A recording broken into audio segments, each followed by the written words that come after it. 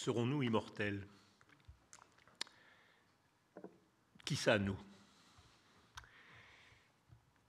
Tout est là. Je pense que si nous nous posons la question aujourd'hui, c'est que nous ne savons plus bien qui nous sommes. Avant, tout était clair. Avant, par exemple, dans l'Antiquité, il y avait 3 sortes de vivants, 3 faunes, si vous voulez. Au-dessus de nous, il y avait des dieux. En dessous de nous, il y avait des bêtes. Les dieux étaient immortels et rationnels. Les bêtes étaient mortelles et irrationnelles. Et nous, entre les deux, nous étions mortels comme les bêtes, mais rationnels comme les dieux. Ce qui nous rapprochait des uns nous opposait aux autres, et ce qui nous opposait aux uns nous rapprochait des autres. Entre les deux, nous savions qui nous étions, et sachant qui nous étions, nous savions ce que nous avions à faire, et surtout à ne pas faire. Nous prendre pour des dieux, c'était le péché d'hubris, ou nous prendre pour des bêtes, nous abêtir comme elles. Les religions monothéistes disaient plus ou moins la même chose. Dieu, éternel, les bêtes, irrationnelles. Et nous ne pouvions pas, nous ne devions pas nous conduire comme des bêtes, et nous devions viser, sinon à l'éternité divine, du moins à sauver notre âme. Mais aujourd'hui, tout a changé. Nous ne savons plus qui nous sommes, pour de nombreuses raisons. Les religions monothéistes, dans nos contrées, sont en mauvaise posture. Certes, certaines se portent bien, mais c'est pour concevoir un Dieu qui est si loin de nous, si puissant que nous ne pouvons plus nous identifier à lui. Bref, dans nos contrées, nous ne savons plus qui nous sommes, et c'est pourquoi nous rêvons, nous imaginons, nous concevons que nous pourrions être des dieux ou que rien ne nous distingue des bêtes. C'est ce qui se passe dans nos sociétés, les deux utopies ou les deux idéologies, comme vous voulez, qui se partagent, au fond, symétriques l'une et l'autre, qui se partagent notre pensée depuis le tournant du XXIe siècle. Il y a beaucoup de raisons à ça. J'ai évoqué la question religieuse, il y a aussi la question scientifique. Le XXe siècle a été le siècle de la physique, avec tout ce que ça impliquait de crainte, la guerre atomique, tout ce que ça impliquait aussi d'espoir. Depuis le tournant du siècle, la science reine est la biologie, avec tout ce que ça comporte de crainte, manipulation génétique, et tout ce que ça comporte aussi d'espoir, et donc, par exemple, le génie génétique. Et par conséquent, si les sciences du XXe siècle, notamment les sciences humaines, étaient des sciences qui nous opposaient aux animaux, la nature, la culture, etc., eh bien, au regard des neurosciences, par exemple, ou du modèle cognitiviste des sciences humaines, rien ne nous distingue fondamentalement des autres êtres vivants, et en particulier des animaux. De là, deux utopies symétriques. D'un côté, rien ne nous distingue des bêtes, c'est l'utopie que l'on peut appeler antispéciste, et d'un autre côté, rien au fond ne nous distingue des dieux immortels, et c'est l'utopie transhumaniste ou post-humaniste. Alors, elles ont deux modèles, ces deux utopies ont deux modèles de l'homme totalement opposés. Si vous regardez du côté des antispécistes, eh bien, on décrira l'homme comme le super prédateur de la nature, celui qui, à cause de sa technique, a transformé la planète en une poubelle, qui est la cause du dérèglement climatique, de la disparition de nombreuses espèces, qui a conquis l'ensemble de la planète et voler à leur territoire la plupart des animaux sauvages. Au contraire, si vous tournez du côté de l'utopie transhumaniste ou post-humaniste, eh bien, l'homme est un héros conquérant, un demi-dieu vainqueur de la nature grâce à son intelligence prométhéenne. Il n'y a pas un recoin de la Terre qu'il n'ait transformé.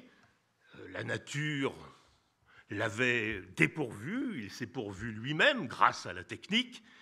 Il était né, contraire des autres animaux, nu, sans cuir, sans sabots ni fourrure, il s'est vêtu seul. Il est né sans cornes, sans carapace, sans griffes, sans crocs. Il s'est armé lui-même contre ses prédateurs. Né sans abri, il s'est construit ses logis. Vous vous rendez compte quel être extraordinaire qu'est l'homme. Ces techniques que l'on accable, ont dompté les fleuves, ensemencé les plaines, creusé la terre pour en extraire les métaux et l'énergie. La nature lui prodiguait plantes et animaux.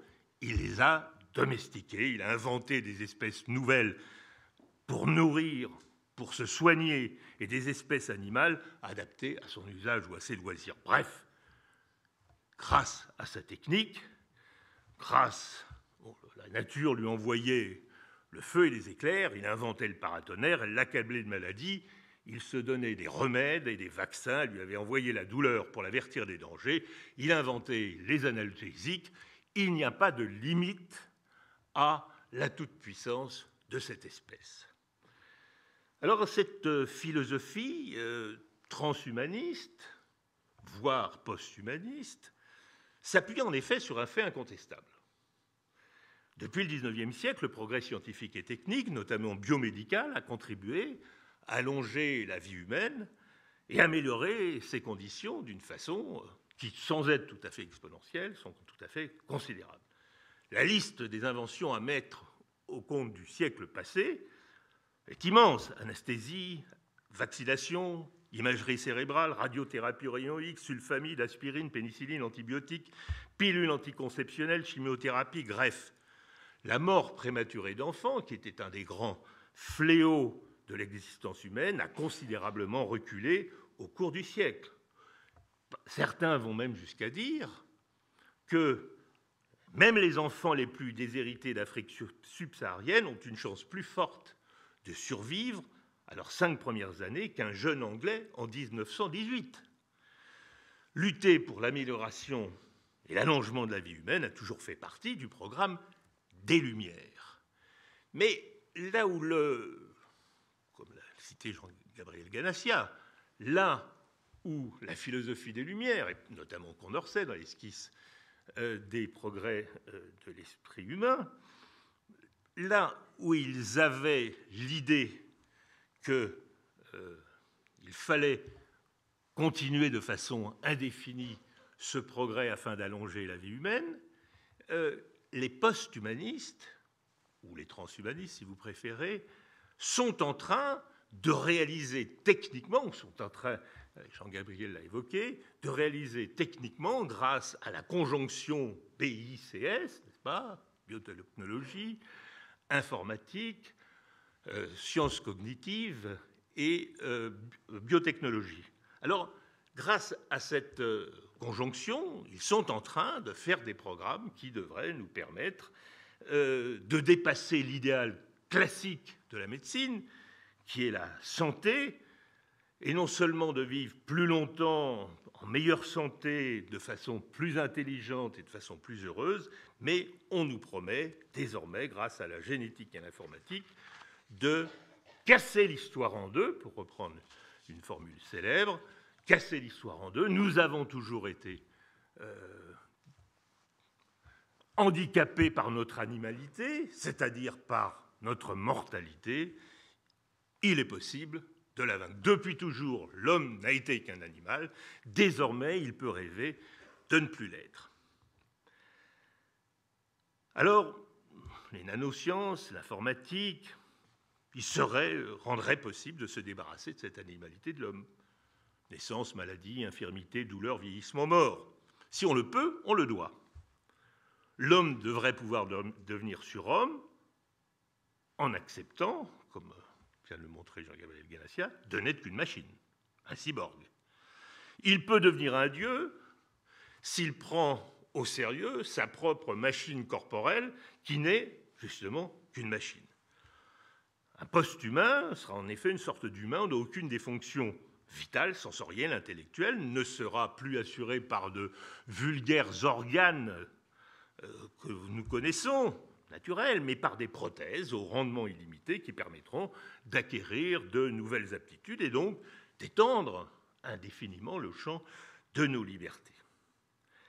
Alors, l'utopie suppose que la médecine cesse d'être réparatrice ou thérapeutique pour devenir non seulement augmentatrice, enhancement, et méliorative.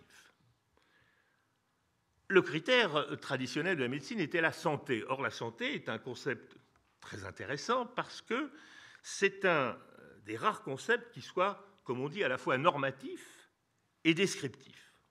Ordinairement, nos concepts sont soit l'un, soit l'autre. Mais la santé pour un être vivant peut à la fois définir ce qu'il doit être et ce qu'il est. Être en bonne santé, traditionnellement, ce n'est pas seulement pour un être humain ne pas être malade, mais ne pas souffrir, ne pas se sentir mal. Ce n'est même pas se sentir bien, c'est totalement et parfaitement tout ce que l'on peut être. Voilà la pleine santé. Ce n'est pas avoir l'odorat des chiens, la vision du faucon ou la capacité de raisonner des machines, c'est être parfaitement et pleinement humain lorsque nos capacités sont à leur plein développement.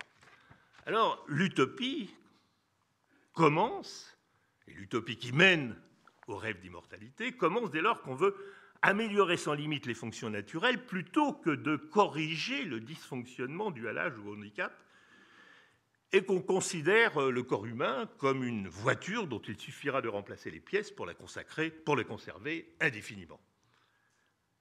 La vie n'est qu'une question de maintenance. L'homme n'aurait donc plus besoin jamais d'assurer aucune de ses fonctions animales. La naissance, mais ce sera la fin de la naissance, grâce aux perspectives ouvertes par le clonage et l'ectogenèse. La maladie, mais ce sera la fin de la maladie, grâce aux biotechnologies et à la nanomédecine. La mort, ce sera la fin de la mort, grâce aux techniques d'uploading, au téléchargement de la conscience sur des matériaux inaltérables dont les puces de silicium ne sont que la préfiguration. L'expression mort naturelle n'aura donc plus aucun sens. Alors, face à ces rêves, ces utopies, émettons quelques doutes. D'abord, il y a quelque chose qui ne fonctionne pas bien conceptuellement dans l'idée de vie immortelle. Nous sommes des êtres vivants. D'une certaine manière, la mort est une fonction du vivant.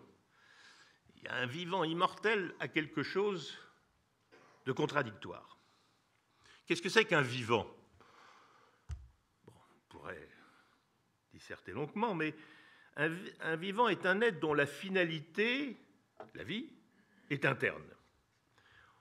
Un vivant, un arbre, un végétal, un insecte, au fond ne vit que pour vivre, c'est-à-dire pour se maintenir en vie et transmettre la vie. C'est un être dont la vie est sans cesse menacée par la mort, c'est-à-dire dont l'être est sans cesse menacé par le non-être, toujours possible, mais essentiellement nécessaire. Le maintien hors de lui de ce qui est en lui la vie nécessite son non-être, c'est-à-dire sa mort. Tout vivant, autant qu'il est en lui, s'efforce certes, comme on dit, de persévérer dans son être, c'est la définition même du vivant, et si vous regardez un être vivant, ou si vous observez, si vous étudiez un être vivant, vous verrez que tous ces actes ont une double finalité. Négative, empêcher sans cesse, retarder sans cesse sa mort, c'est-à-dire le non-être. Positive, produire sans cesse sa propre vie, la reproduire. Plus précisément, résister à la mort de l'individu ou de l'espèce, protection, défense. D'un autre côté, se maintenir dans son être, nourriture, ou dans l'être de son espèce, reproduction. Par métabolisme, il ne cesse de produire sa propre substance, toujours différente et semblable à elle-même. Alors, ça ne doit pas vous étonner. Vous en faites l'expérience tous les jours. Vous mettez votre chat face à un bol de lait. Au bout d'un certain temps, le chat, qu'est-ce qu'il fait? Avec le lait, il va en faire du chat. Voilà. C'est-à-dire que l'inverse ne marche pas. Il va assimiler le lait pour en faire de sa propre substance et éliminer, on espère qu'il est propre, ce qui ne peut pas transformer en lui-même, c'est-à-dire en son propre être vivant. Ou de la même façon, il peut faire un autre être, n'est-ce pas, en se reproduisant, si vous avez pris soin de ne pas l'en empêcher. Donc, un être vivant se reproduit lui-même de deux manières. Il accède, si je puis dire, à l'immortalité en faisant du soi avec un autre soi. C'est la reproduction sexuelle. Un être vivant est un être qui, pouvant toujours cesser d'être, ne cesse pourtant de reproduire lui-même sans cesse son être. Alors maintenant, parlons de nous. Est-ce que nous souhaitons, est-ce que nous voulons être immortels? Et je reprends ma question, qui ça nous? Supposons que certains qui ont accès à ces techniques extraordinaires de clouding accèdent à une vie tellement longue qu'on pourrait la croire immortelle.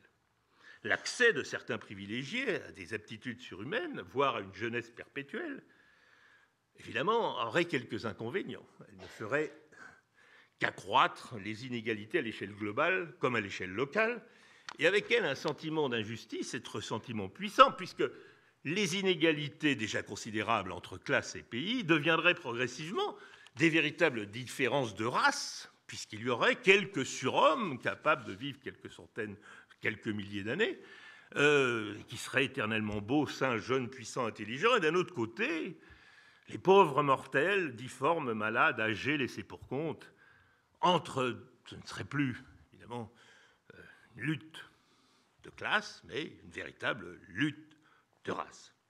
Bon, je dirais les problèmes éthiques, on s'en fiche. Si on pouvait accéder à ces techniques, eh bien, est-ce que nous ne le ferions pas quand même, nous, avec nos proches? Parce que tout seul, c'est un peu rude, la vie. Bon. Alors, avec nos amis, réseau de connaissances, faisons-le. Soyons des dieux. Les épicuriens d'l'Antiquité disaient que le bonheur, c'était d'être comme des dieux. Pas d'être des dieux. Parce que être un dieu est une situation enviable quand on est un dieu. Cela présente deux avantages. On est autarcique, on se suffit à soi-même, et on est immortel, on n'a donc rien à craindre. Mais être un dieu n'est guère satisfaisant quand on est un homme. Cela présente deux inconvénients, qui sont les mêmes. On est autarcique, on est donc seul, et on est immortel, on n'a donc rien à désirer. En effet, il est impossible d'imaginer que l'avenir dure longtemps pour soi seul. D'une part parce que l'éternité, et ce sera ma seule citation de Woody Allen, c'est long, l'éternité, surtout à la fin, mais à supposer que nous et notre famille, nous faisions partie des privilégiés, eh bien, et que nous perdions quand même successivement tous nos collègues, nos relations lointaines, mortelles, eh bien, je ne pense pas que ce soit quand même, moi non plus, un avenir très enviable. En effet, premièrement, il y a une raison évidente, c'est que cette logique est la logique du toujours plus. Évidemment, nous souhaitons tous vivre plus, vivre mieux et vivre encore. Mais cette logique du toujours plus, les anciens Grecs connaissaient son vice interne. Toujours plus, ça signifie jamais content, jamais nous ne verrons jamais la fin, ce pourquoi nous voulions le plus. Si vous voulez être riche, c'est très bien, si vous voulez être à l'abri du besoin, mais vous ne serez jamais assez riche puisque vous pouvez toujours l'être davantage. Et si vous voulez vivre plus longtemps, vous ne serez jamais satisfait puisque vous pourriez toujours vivre plus longtemps. Si vous voulez être plus intelligent, si vous voulez être plus beau, ben vous ne serez jamais satisfait parce que vous pouvez toujours l'être davantage. Alors, il y a quelque chose de plus grave. Nul d'entre nous ne désire mourir. La mort, c'est-à-dire la fin de la vie, nous apparaît comme un grand mal. Elle l'est, notamment à la deuxième personne. Et si tu mourais, toi que j'aime? Elle peut l'être à la troisième personne. Il y a tant de morts horribles ou injustes. À la première personne du futur, on pense « Ah, si je mourais demain ?» Mais non, je ne veux pas mourir demain. Il me reste encore tant de choses à faire, tant de moments à vivre, tant d'amis, de proches à aimer. Après-demain, le mois prochain, l'année prochaine, dans 10 ans. Non, c'est trop tôt, c'est encore trop tôt, toujours trop tôt. Nous ne désirons jamais mourir parce que nous avons le sentiment que nous avons encore et toujours quelque chose à vivre. Telle est la structure même du désir humain. Cela me rappelle une réponse qui m'avait beaucoup frappé il y a quelques dizaines d'années à une question que la psychanalyste Françoise Dolto, la réponse que donnait Françoise Dolto à la question d'un parent: qu'est-ce qu'on doit dire à un enfant qui pose la question quand est-ce qu'on meurt? Parce que vous savez, les enfants, ils ont un rapport très compliqué à la mort, et ils posent plutôt une question en termes de quand est-ce qu'on meurt? Et la réponse que je trouve extraordinaire que lui avait faite Françoise Dolto était la suivante: on meurt quand on a fini de vivre. Vous allez dire, mais c'est stupide, c'est une évidence. Non, ça n'est pas une évidence. Parce que ce que nous craignons dans la mort, c'est de mourir avant d'avoir fini de vivre. Ce que nous refusons, c'est de mourir alors que nous avons encore à vivre, que nous avons toujours à vivre, que nous n'en avons jamais fini, parce que telle est la structure du désir humain. Vivre, c'est désirer, et désirer vivre, c'est désirer encore autre chose. Le désir se régénère sans cesse. C'est pourquoi nous craignons de mourir. Les épicuriens de l'Antiquité prétendaient lutter contre cette peur avec un argument rationnel parfaitement imparable. Il n'y a aucune raison de craindre le néant, disait-il, le néant de la mort, parce que nous ne craignons pas le néant que nous avons été avant notre naissance. L'argument est imparable, mais il ne marche pas. Pourquoi il ne marche pas? Parce que nous ne pouvons pas y croire, par suite de la structure asymétrique du désir humain. C'est-à-dire que nous désirons le futur, nous ne désirons pas le passé. La peur de mourir n'est que l'envers d'un désir qui, parce qu'il est désir de vivre, c'est-à-dire de désirer, et sans fin. Nous avons peur de mourir avant d'avoir fini de vivre, sans pouvoir croire que mourir, c'est justement qu'on a fini de vivre. La vie, elle, s'alimente de ce désir indéfini. Nous désirons toujours vivre parce que nous vivons de ce désir même. Autrement dit, logiquement, désirer toujours vivre semble équivalent à désirer vivre toujours. Pourtant, il n'en est rien. Les deux ne sont pas équivalents pour notre désir. Nous désirons toujours vivre, mais pour autant, nous ne désirons pas vivre toujours. Notre désir humain est en effet contradictoire. Spontanément, nous croyons que l'immortalité, c'est simplement l'évitement de la mort. Ou plutôt, comme je le disais à l'instant, une mort différée. Plus tard, toujours plus tard. C'est justement ce que nous aimerions, que la mort vienne plus tard, quand nous aurons vraiment fini de vivre. Mais plus tard ne signifie pas jamais. Car si la vie, même prospère, continuait sans fin, elle cesserait d'avoir un sens. Qu'aurions-nous à craindre s'il n'y avait jamais de mort? Et qu'aurions-nous à désirer si le temps ne nous était pas compté? Nous saurions d'avance que dans toute éternité, tout arriverait nécessairement un jour. À quoi bon le désirer? Nous n'aurions jamais aucun besoin, puisque le corps serait éternel et jamais menacé, rien ne nous manquerait. Sans désir, à quoi bon vivre? En vue de quoi nous serions, dans le meilleur des cas, toujours satisfaits, comblés, autarciques, pleins de nous-mêmes, sans besoin de rien ni de personne, sans amis, sans raison de vivre, aboliques. Tout nous serait indifférent. Est-ce ainsi que les hommes vivent? Et décidément, la vie des dieux immortels n'est pas enviable pour les humains. Et l'utopie transhumaniste ou post-humaniste qui semble concrétiser le vieux rêve de la condition humaine est peut-être un cauchemar. Pourtant, quelque chose de ce rêve peut être gardé,